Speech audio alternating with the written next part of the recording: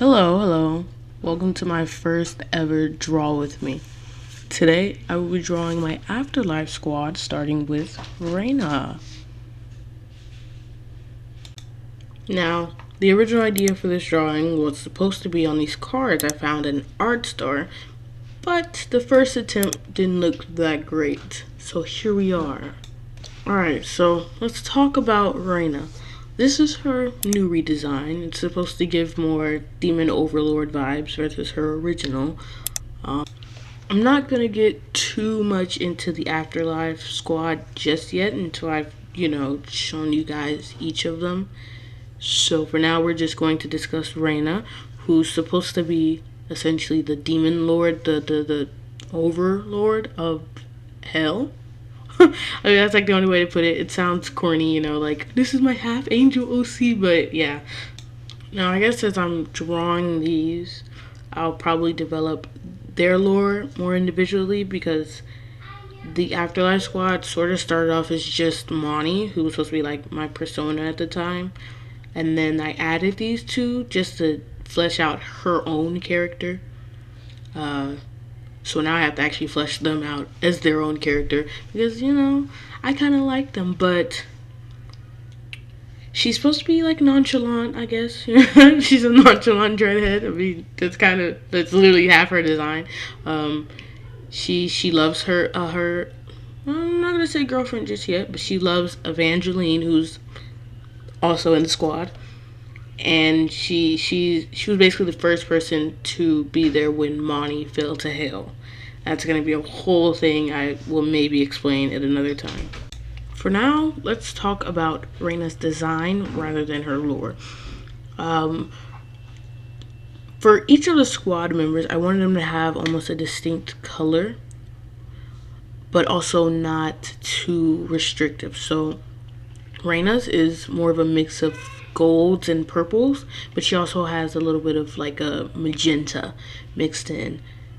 I learned this thing from Disney about how they design their villains and I guess their heroes, and they said that for villains they more so go for angular points. So her jacket has more sharp edges to it. Her horns are sharp on the end, and then she has this gold skeleton essentially on her.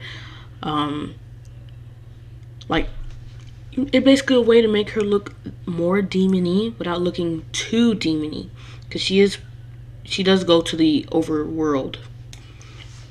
I didn't want her design to feel too villainy because she's supposed to, walk around the overworld and stuff. At least that's what the original lore for the comic was. They're supposed to live life on Earth. So I don't want her design to feel too fantasy. But I also don't want it to feel too earthy. I actually did make a casual design for each character. Well, more like I drew a casual design and had people vote on which design they wanted. And then in the end, I realized their main outfit would probably be the one that's slightly more fantasy, and then the other one that was more earthy could be their casual design. I'll show what these look like in a second. But she has the sharp edges and the horns and the gold. I feel like gold is so villain. Alright, so I don't want to talk too much about character lore until I've actually defined it. So let's actually talk about my drawing process until I guess run out of things to talk about. I'm not creative when it comes to being able to just draw poses out of thin air. So 99% of my art includes references. You see here, I'm pulling up a reference of a mouth because I could not figure out what mouth I wanted to put on her, nor how to draw it. Then I actually decided on one. I think I haven't done it yet, but I've decided on one that had the tongue out because it referenced the thumbnail sketches that I drew. I took that idea from Drawing with Waffles, by the way. Like, drawing little tiny circles, squares to just blot out ideas and general composition and all that. Beautiful idea. Obviously, again, I'll show that. But for hers, I wanted the composition to sort of give like nonchalant. I keep saying that word, but like that's the best word to describe it. Nonchalant, like I don't want to be here, but I'm being here for my friends type thing. And I kind of struggled on her face a lot because I don't want it to give too happy to be there, but I don't want it to give too I don't want to be here at all, because she does love her friends. It's just 9 times out of 10 she is very like, when is this gonna be over? So I tried to keep that in mind when it came to her actual face, but the actual, I guess, composition, I will try to speed up the art process a little bit because I procrastinate a lot. Like, a lot. I had to cut out at least 30 to 40 minutes of footage in this because I stopped to play Marvel Rivals in the middle of me drawing. Yeah. Then at one point, I got so tired of drawing, I got on my phone for another 30 minutes to watch TikTok. So there's going to be a lot of weird cuts in here. I'll try my best to not make them look so, jumpy, I guess. But yeah, you don't want live footage of me drawing ever. I will probably find at least 17 other things to do. Don't know why that specific number, but yeah. Anyways, I did show what the original, what the finished pieces of these are going to look like, or not the finished piece, but what they're supposed to look like in the end. When I was, sketching and jotting these down, I had the idea to have them all doing that sort of hand symbol that you see there, but I just could not figure out how to get it to work for one of them, Evangeline's, because she's covering her face. And at one point I had like one hand covering the face and like the other hand doing the symbol. And I was like, yeah, that looks awkward. So it ruined the uniformity of it all.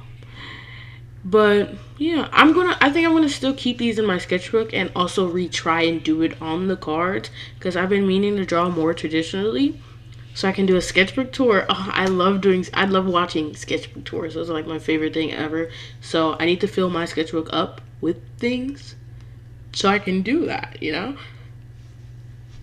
I was actually really nervous recording this voiceover, but it seems like I've talked so much that I've actually ran out of time, and I don't think I've actually talked enough about the art. But we will now, actually. I hate drawing locks. I love locks in real life, but my God, why did I torture myself by giving this woman a head full of locks? No, there's no butterfly locks. There's no half updo, half down. No, ain't nothing. It's just a head full of locks. I tortured myself by doing that. Also, I'm not gonna lie, I kind of feel weird making the demon overlord black and then the angel white, but maybe I'm just thinking too far into it.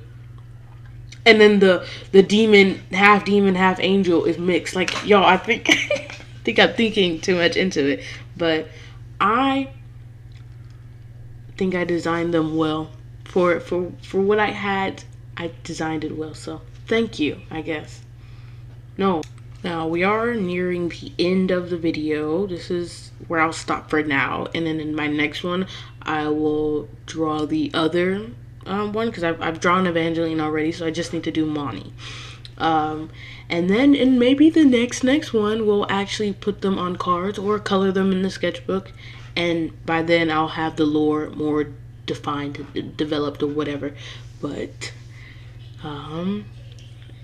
that's it, really. Thank you for watching the full video. If you did, or if you just skipped through, I don't care. Hopefully you subscribe and like the video and tune into my next few art pieces. Or if you're interested, I might also game on this channel.